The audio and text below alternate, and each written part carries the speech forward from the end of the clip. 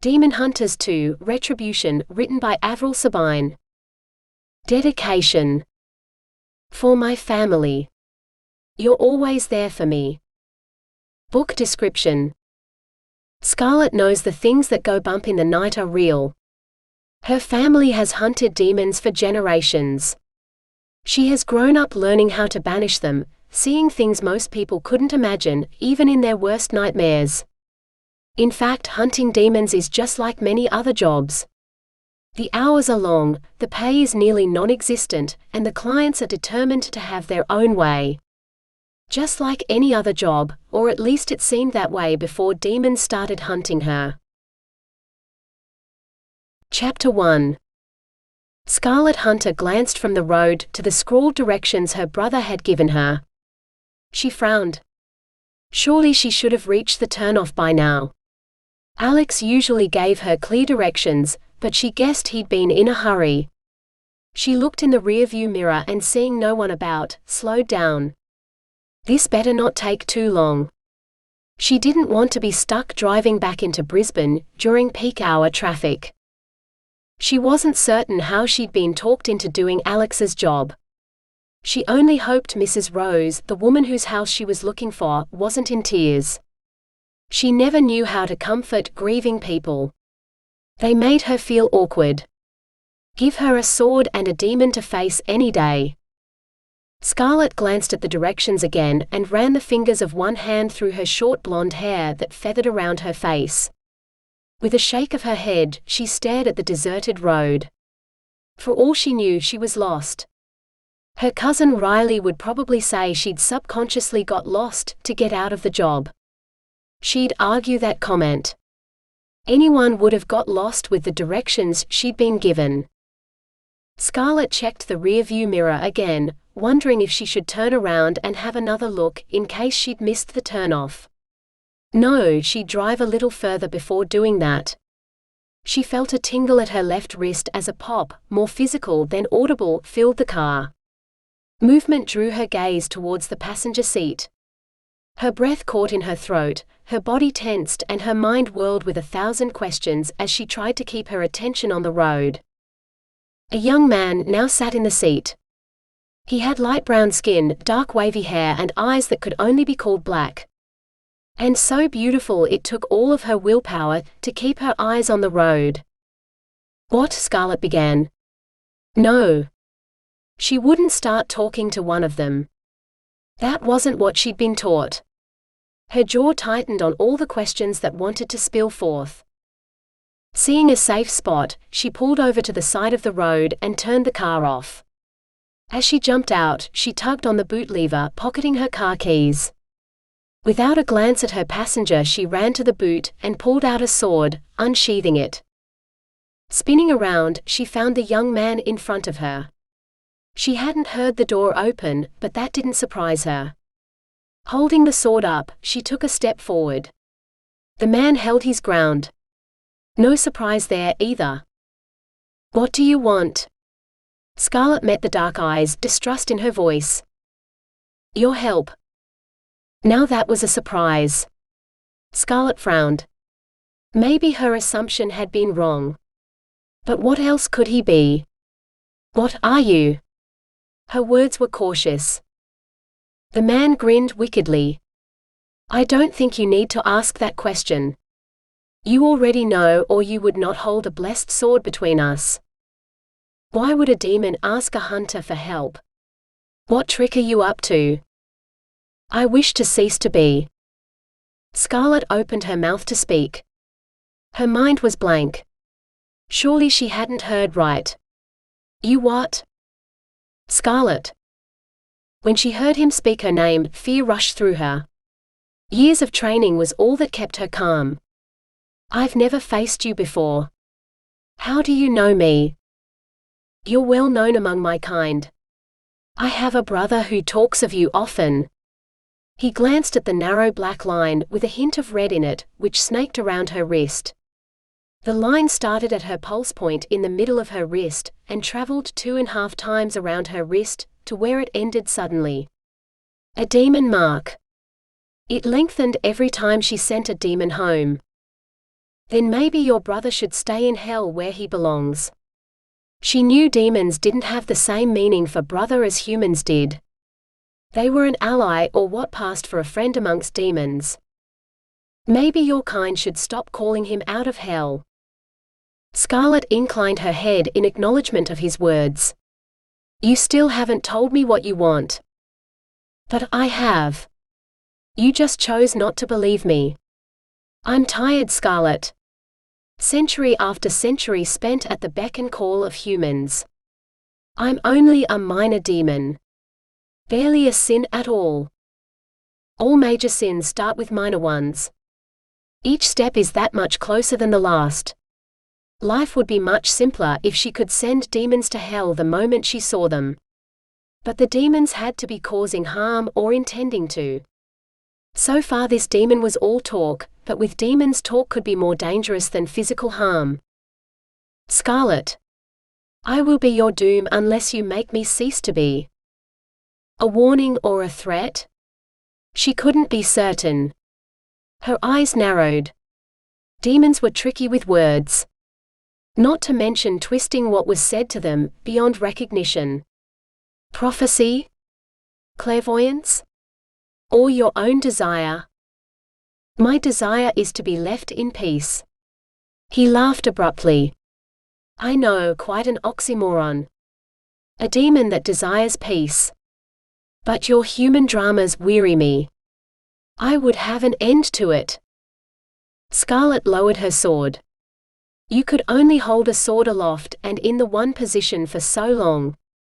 Even when you trained almost daily, the weight became heavier the longer you held it. Her fingers went unconsciously to her throat to touch the gold cross that hung on a narrow leather necklace. Why ask me? My sin is not violence. It's lust. He leered at her to drive his point home. Scarlett almost laughed. His antics reminding her of her cousin Riley. She caught herself in time. It was never a good idea to lower your defenses around a demon. She glared at him. What do you want, demon? She stressed the last word to remind herself what it was she spoke to. His lips curved into a smile. Oh Hunter, I could make you feel my sin if I wished. But it's your cooperation I need. Go away, demon. I don't have time to stand here and talk in circles with you.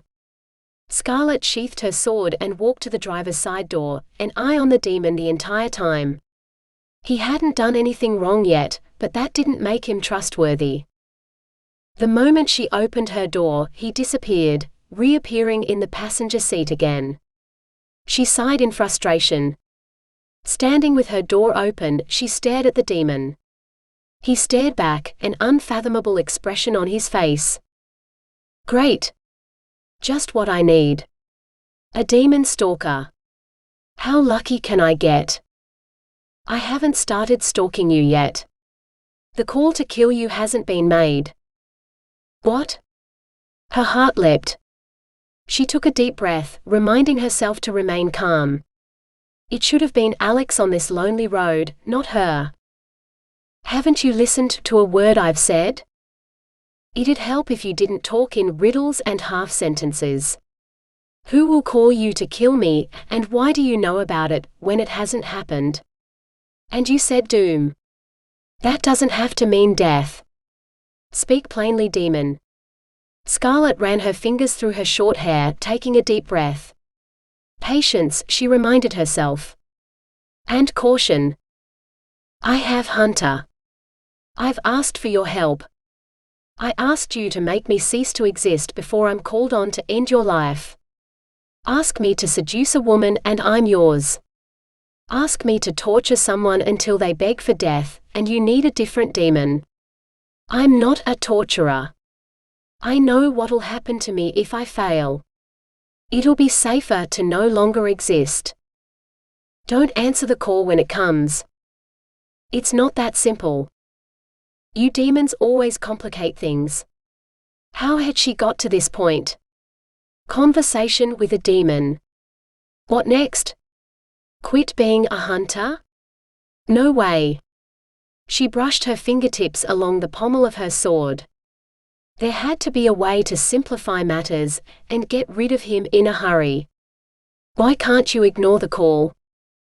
I owe a powerful demon a favor. He can't answer the call even though he'd like to. You're the first stage of his revenge. What's this demon's name? You don't know his true name. The name you'd recognize is Retribution. The name echoed inside Scarlett's head, and she shakily sat in the driver's seat. Retribution. She tucked her sword under the dash so the hilt rested on her seat, and pulled out her phone. No coverage. She dropped it in her lap and leaned her head on the steering wheel, the demon beside her forgotten. Retribution. The demon who'd lost a battle to her cousin Blake's girlfriend, Alyssa. It had been little more than a month now. She'd faced other demons since him, but none so powerful. With her head still down, Scarlett asked, why? Because of the terms Alyssa set.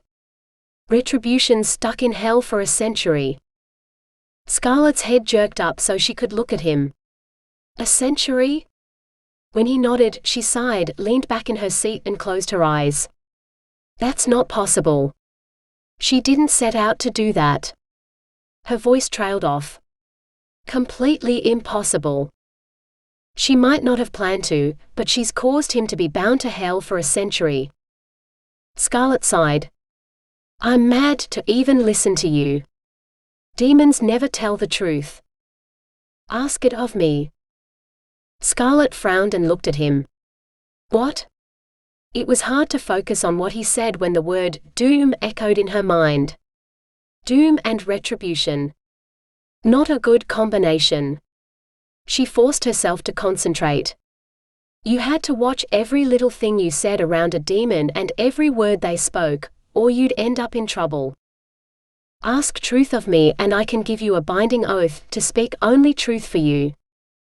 I will never ask a demon for anything. You lie, deceive and tempt. All you leave behind are broken minds and soulless bodies. Then I'll offer it to you for a token price. I have nothing I'm willing to give. The demon slowly smiled, his eyes black pits of temptation.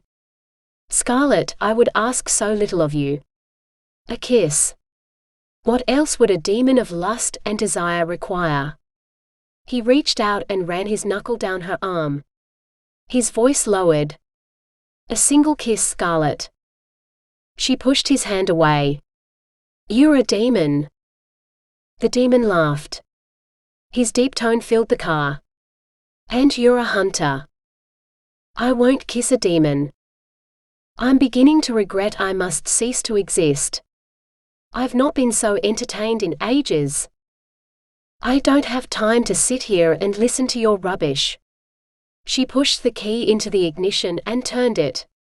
As soon as she sorted out Mrs. Rose's problem, she'd go home to Gran. Hopefully she'd know what to do. She glanced at Alex's map and frowned. Where was the turn off? Another 5 kilometers. Scarlett stared at the demon. She tried to ignore his looks, but she was only human. In her mind, she began to recite prayers. How do you know what I was thinking?